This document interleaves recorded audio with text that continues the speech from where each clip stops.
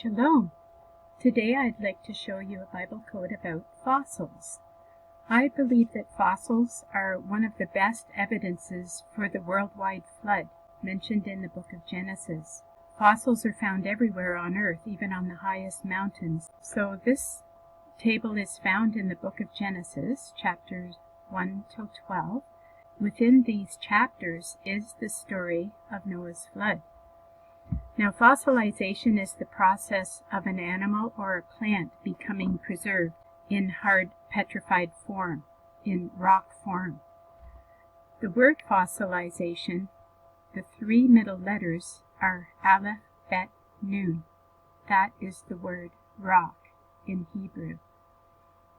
Now, the biblical flood was worldwide, and it occurred approximately 4,300 years ago.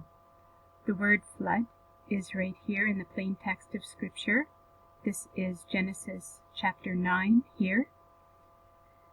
The conditions on the earth before the flood were quite different than what they are today. The environment was more of a subtropical temperature from pole to pole. And they know that because they've found palm leaves from palm trees and tropical type animals at both poles of the world in fossilized form. So let's look at a few terms that would describe the world before the flood. We have greenhouse here in this green going up, same skip as the excess term. Like the world had a greenhouse effect because there was a canopy of water surrounding the planet. The atmosphere would have been different. And here we have twice atmosphere in this light teal. Here, and then a few rows down. Here, sharing some letters, some other words. There's also ozone in this fuchsia color. And the ozone layer protects Earth from the harmful ultraviolet rays of the sun. Water is found in the plain text of Scripture here. Here, it's 6 times in the blue. And a lot of water caused this flood. It rained for 40 days, 40 nights, and it lasted for over a year long, the waters on the earth. And here we have Shemayim, that's the heaven. So the fountains of the great deep came up to the surface and flooded, and the rains came down from heaven. This second line here that's highlighted talks about Yahuwah creating the creatures in the sea and the birds in the air. That's Genesis chapter 1, verse 21. The next line below that, it's Genesis chapter 2, verse 5, which says, "For Yahuwah had not caused it to rain on the earth." So that's another condition pre-flood. It did not rain. The scriptures tell us that that water came up from the surface of the ground and watered the earth. Now this line that I've highlighted tells us the reason for the flood. It's Genesis chapter 6, verses 5 to 7, and it says, "Every intent of the thoughts of his heart was only evil continually. And Yahuwah was sorry that he made man on the earth, and he was grieved in his heart. So the Lord said, I will destroy man whom I have created."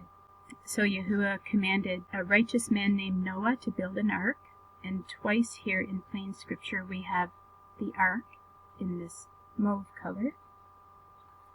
And then the next line here that's highlighted tells us what the flood was like. It's Genesis chapter 7, verses 18 and 19. It says, "The waters prevailed greatly and increased on the earth, and the ark moved about on the surface of the waters. And the waters prevailed exceedingly on the earth, and all the high hills under the whole earth were covered."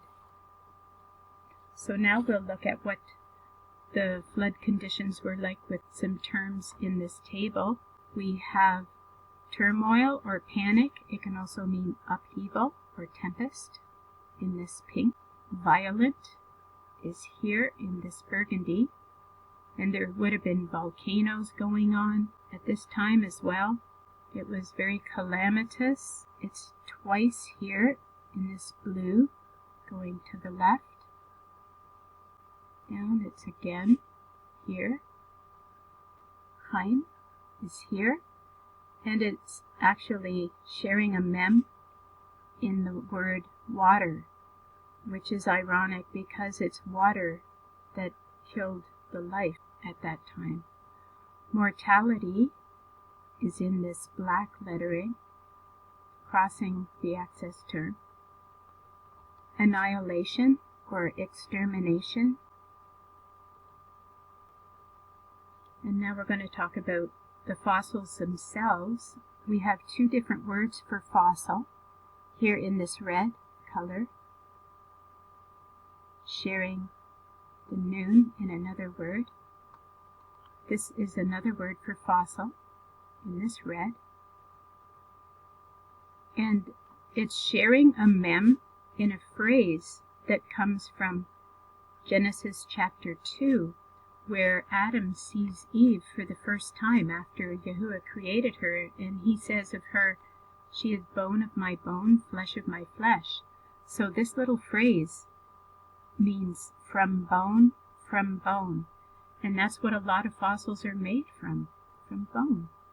Twice we have the word rocks in this green lettering, and it's here as well with the hay on the front, the rocks. Here we have two words in this one little section. The first one is the red lettering going up is clay. A lot of fossils are found in clay sediment. And then the word that's going down, starting with the mem, is accelerated. The flood would have accelerated or sped up the time that it took to make fossils. It was perfect conditions for making fossils. Saturation is in this dark blue. Corpse is here in this burgundy, and that's what the fossils are made from, corpses of animals and plants. Sorting is here. All that water action would have sorted out things, and you can see the sediment layers. If you think of the Grand Canyon, you see all the layers that were laid down by water over great areas, and you can see it in mountain ranges as well.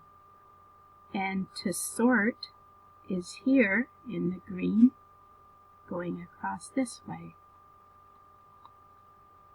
Outline or contour is here in the purple. It's here twice, so it's there, and it's also here.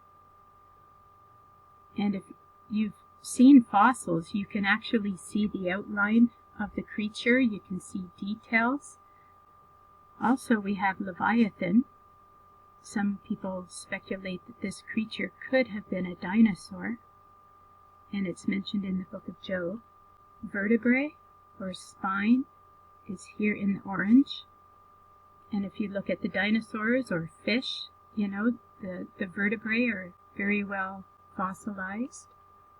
Variance is here in the pink, and that means there are so many different kinds of animals and species that have been fossilized. And how do we find these fossils? Well, we have to dig for them, mine them. Sometimes you find them on the surface. And here is dug or mined, here going up. And then to dig or to mine in this dark brown here. We have the word chemist, what these fossils are made up of. And there's even been fossils found of T-Rexes that still had soft tissue in them and blood cells. And so the chemists can look at this and determine a lot of information from these fossils. And the last few words, we have Yeshua here. And right beside, a little above, is Elohim. And one of the Psalms talks about Elohim sitting above the flood. Twice we have the word believer in this. here, and then it's here in the same line as we saw the word flood. And it's at a skip of 8, which is interesting because there were only 8 humans who survived the flood, Noah and his wife and their 3 sons. And I believe that if people take an unbiased look at the fossil record and see how well they're preserved and how universal they are, that they would see that this is evidence for a worldwide flood. And here we have the word actually, or in fact, and it's crossing the word believer. Twice we have Enoch, and he's in the plain text of Scripture. And if you've ever read the book of Enoch, it gives a lot of detail about the days of Noah and the Nephilim and the flood and how that happened. And around the world, there are over 200 flood legends from different people groups. So this is a very prevalent story, and it points to it being an actual part of the history of mankind. So that concludes this table. Thank you for taking the time to watch. Shalom, and Yahuwah bless you.